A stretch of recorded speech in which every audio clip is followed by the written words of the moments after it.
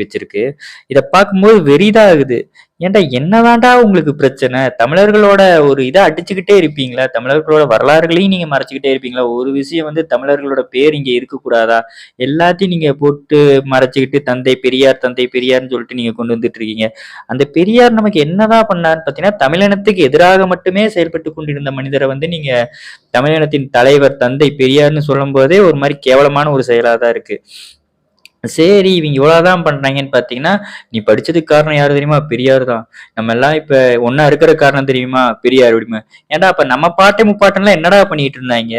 எனக்கு புரியல. இவிங்க வந்து பெரியார் பெரியாருங்கிற ஒரு இதுல வந்துட்டு எல்லா இடத்துலயும் ஒரு சில வேலைகள் பண்ணிட்டு இருக்காங்க. இந்த பெண்ட இவிங்க நேம் மாத்துனதும் அதே மாரி தான்.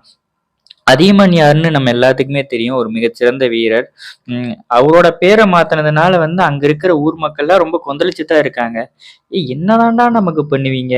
எ ஒரு எல்லா விஷயத்திலயும் வந்து தமிழர்களுக்கு எதிரான ஒரு செயலே பண்ணிக்கிட்டு, கேட்டா வந்து நாங்க தமிழுக்காக பண்றோம், தமிழர்களுக்காக பண்றோம்ன்னு சொல்லிட்டு கடைசி வரைக்கும் வந்து தமிழினத்த அழிக்கிறது மட்டுமே இந்த திராவிட கும்பலோட குறிக்கோளா இருக்கு.